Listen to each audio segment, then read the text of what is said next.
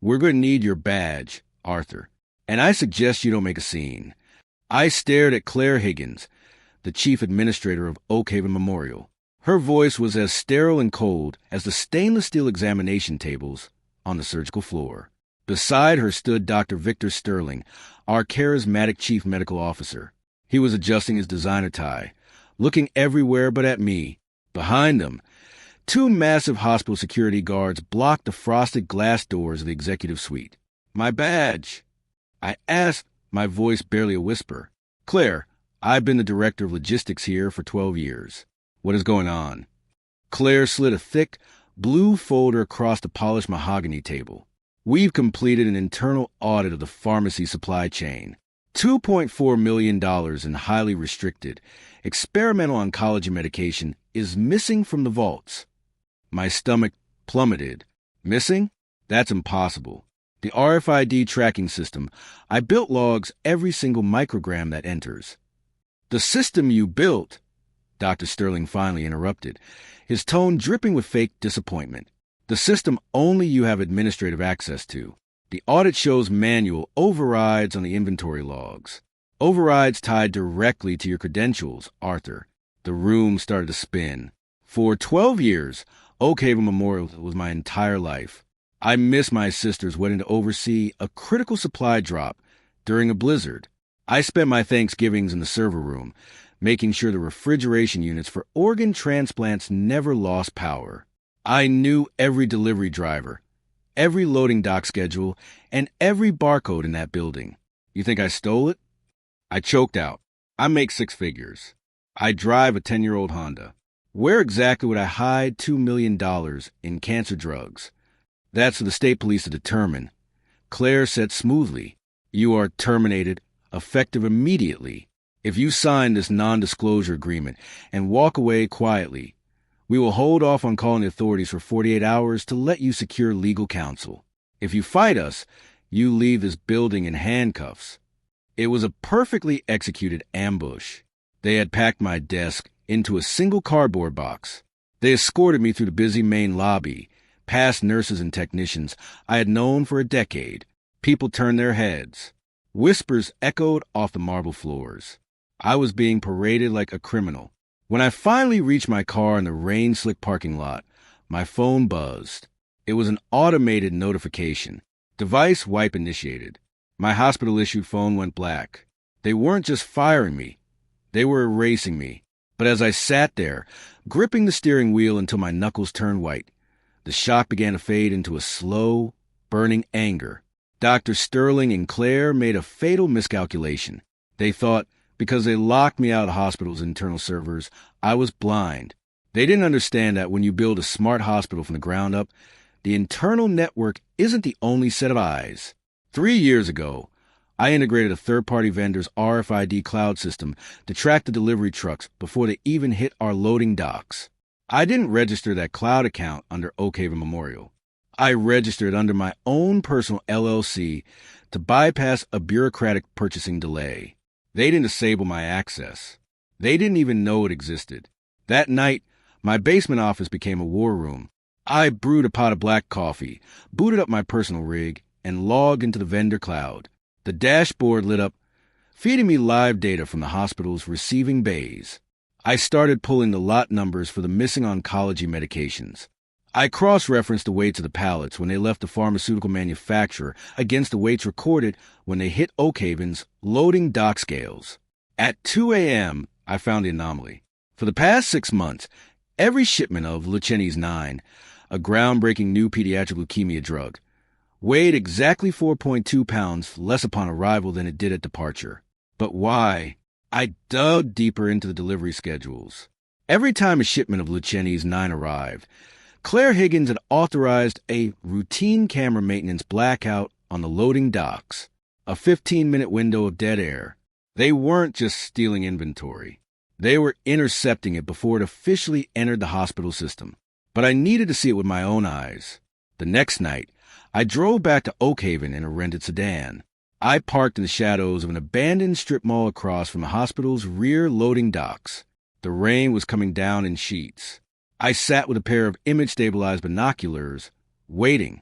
At exactly 3:15 a.m., an unmarked black utility van backed up to Bay 4. The security lights flickered, then went completely dark. The maintenance blackout. Through the rain, I watched the rear doors of the van open. Dr. Sterling stepped out, wearing a dark raincoat. A warehouse worker handed him 2 heavy silver lockboxes, the exact cold storage cases used for the pediatric cancer drugs. In return, Sterling handed the worker identical, unmarked silver cases, which were immediately loaded onto the hospital's inventory carts. My breath caught in my throat. They weren't just stealing the drugs. They were replacing them. The next morning, I used an old contact, a young pharmacy tech named Marcus, who owed me his job, to quietly smuggle out one of the new vials from the replaced batch. I met him in a diner parking lot. He was terrified, shaking as he handed me the vial. "Arthur, if they catch me with this, I'm ruined," he whispered. "They won't, I promised." I took the vial to an independent testing lab downtown, paying in cash for a rush analysis. When the email with the results arrived 4 hours later, the blood drained from my face. The vial didn't contain life-saving leukemia medication. It was saline, salt water. Sterling and Claire were selling the real medication on the black market to wealthy private buyers, and pumping dying children full of water to cover their tracks. It wasn't just fraud anymore. It was murder. I was going to destroy them. But I needed a bulletproof link to their bank accounts, and I knew exactly where Claire kept her secrets. Claire was notoriously paranoid. She didn't trust digital files for her illegal activities. She kept a physical ledger in the hospital's automated, high-security pneumatic tube network. She used a dummy capsule, Capsule 404, that continuously circulated in the vacuum tubes behind the hospital walls, never stopping at a station unless called by a specific override code. Before I could figure out how to retrieve Capsule 404 remotely, my security system alert went off. My phone vibrated violently. It was a motion alert from my house. I was sitting in my rented car, blocks away, looking at the live feed from my living room. A man in a dark jacket had picked the lock to my front door. He wasn't there to steal my TV. He walked straight to the air conditioning vent in my hallway, unscrewed the grate, and shoved 3 large brick-like packages wrapped in duct tape deep into the ductwork. Then he pulled out his phone and made a call. I tapped the screen, activating the hidden microphone in my security camera. "Sterling," the man said. "It's done. 3 kilos of medical-grade fentanyl are in his vents. Call the state police. Anonymous tip. They'll raid his house in an hour, and he'll be locked away for 20 years. A cold sweat broke over me. They were framing me for drug trafficking. They wanted me in a federal penitentiary, so I could never speak. I didn't panic. I recorded the video. I saved the audio.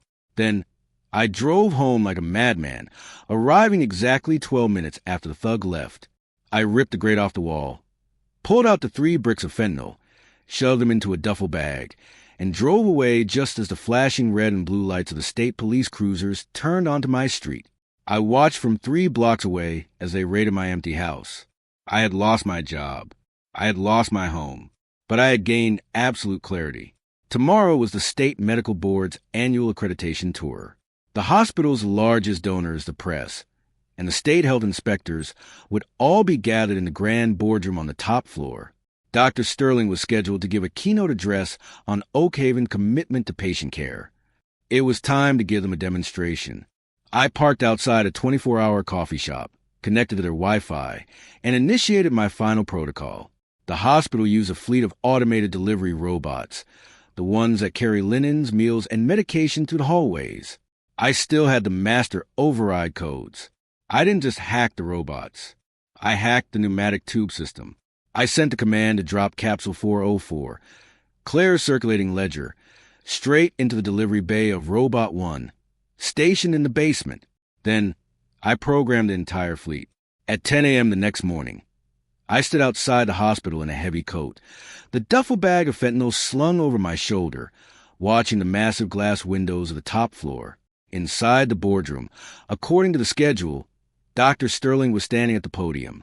He was wearing his best tailored suit, smiling at the cameras, talking about ethics, integrity, and the future of medicine. Claire Higgins was sitting in the front row, clapping softly. At exactly 10:04 a.m., I hit execute on my laptop. Inside the hospital, 30 automated delivery robots suddenly abandoned their routes. They converged on elevator banks. They bypassed all security protocols, riding the service elevators directly to the executive floor. At 10:06 a.m., the heavy mahogany doors of the grand boardroom burst open. The donors gasped. The state inspectors stood up in shock. 30 robots rolled into the room in perfect unison, surrounding the audience.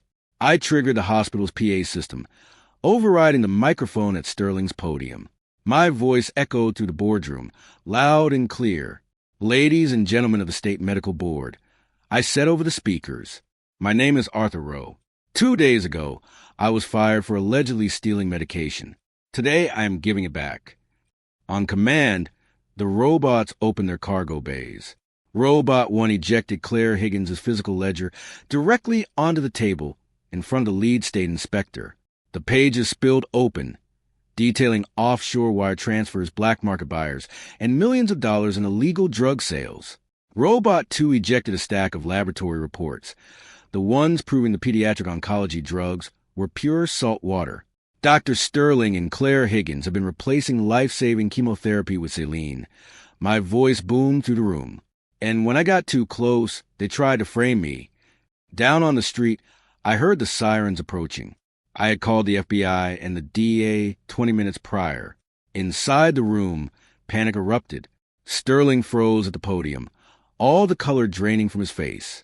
He looked like a deer caught in headlights. Claire jumped up, her composure shattering, screaming at security to shut the robots down. But there's one more thing, I said smoothly over the intercom. If you turn to page 40 of Claire's ledger, you will see that she isn't just a partner in this crime. She owns a black market shell company buying the drugs. She's been stealing from you too, Victor. Sterling slowly turned his head to look at Claire. The betrayal in his eyes was absolute. In front of 100 witnesses, donors, and the press, the two architects of this nightmare began screaming at each other, tearing each other apart as the boardroom descended into utter chaos. Down on the street, I calmly walked up to the lead FBI agent stepping out of his SUV. I placed a duffel bag of fentanyl on the hood of his car, raised my hands, and said, I believe you're looking for the people who own this. The fallout was biblical. The evidence was undeniable.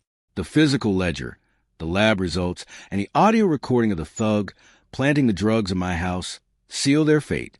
Dr. Victor Sterling was sentenced to 25 years in federal prison for fraud, embezzlement, and reckless endangerment of human life. Claire Higgins tried to secure a plea deal, but her double-crossing nature caught up with her. She received 20 years. Oakhaven Memorial was completely gutted. The board of directors resigned in disgrace. The new inner management practically begged me to come back, offer me the role of chief operations officer and a 7-figure settlement to avoid a lawsuit. I took the settlement. I turned down the job. I couldn't walk those halls anymore. The ghosts of the patients who received salt water instead of medicine would have haunted me forever. Instead, I took that settlement money and bought a small office building downtown. I started a nonprofit organization dedicated to building unhackable, open-source supply chain software for pediatric hospitals across the country. I ensure that every vial, every pill, and every drop of medicine is tracked from the laboratory directly into the veins of the patients who need it. Sometimes, when you discover the system is rotting from the inside, the only option isn't to fix it. It's to burn the corruption to the ground, salt the earth, and build something entirely new. Because the truth isn't just a defense. When wielded correctly, it is the ultimate weapon.